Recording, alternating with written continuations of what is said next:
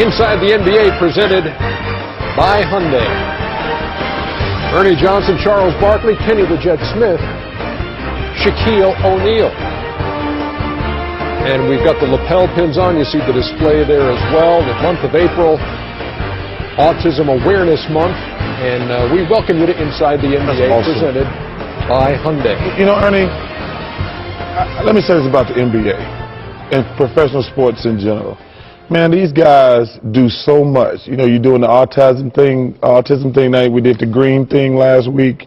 You know, they build the playgrounds and things. Yep. You know, we do so much, not myself, we do so much great stuff in sports. And unfortunately, in the 24-hour news cycle, everything is all negative. And I give them a shout out to the NBA and all jocks across the country in all sports who do great stuff. And the NBA Cares program is awesome. So a well-deserved nod to those folks.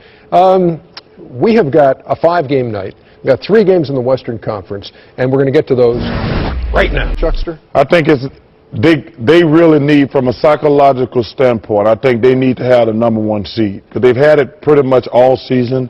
I think just from a confidence standpoint, they need to have the best record in the West. I think it would deflate them if they drop to that #2 spot. They have 8 games left, 3 at home, 5 on the road. San Antonio's got 9 left, 4 home, 5 road. Here's the Thunder schedule. Home against the Kings tomorrow night. Oh, that's a win. Saturday at Minnesota. That's a win. Monday at the Clippers. That's a toss-up. A toss-up. Wednesday at Phoenix. That's a win. Friday at Sacramento. That's a win. Sunday at the Lakers. That's a loss.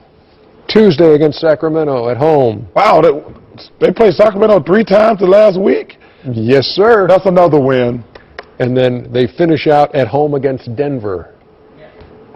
That's a loss because the guy's going to be resting. Well, they can't rest. They can't rest. They can't rest. Well, see, I don't know if it affects them as much, you said, psychologically, because that 2 seed, San Antonio possibly, you know, we don't know if they can be NBA champions or lose in the first round. So if that #2 seed loses, then if that #1 seed rather loses, San Antonio, then they will have home court for the rest of the. But if you look at it, it's a lot easier to play Houston than it is Denver. Well, Oklahoma City is a great road team, so even if they don't get the #1 spot, I think they'll be fine.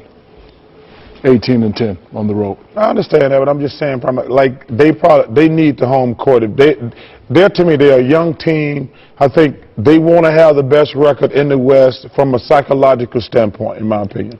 Where do y'all reckon we're going to be for the Western Conference? Man, Ernie, we got no chance of telling you that now, because the matchups, everything is very fluid. It's very fluid, because Oklahoma City does not want to play the Memphis Grizzlies. I can promise you that. They don't. That's just a bad matchup for them. So everything has been a bad matchup for Oklahoma City. So you don't think? By saying that, there are so many bad matchups for them, you don't think that they will be in the Western Conference Final? I do not. I don't like it. But I got basketball reasons. I have nothing, because I pull for Scott Brooks and Maurice Cheeks. Okay. I hate their half-court offense. I watched them play twice in the last week where they lost.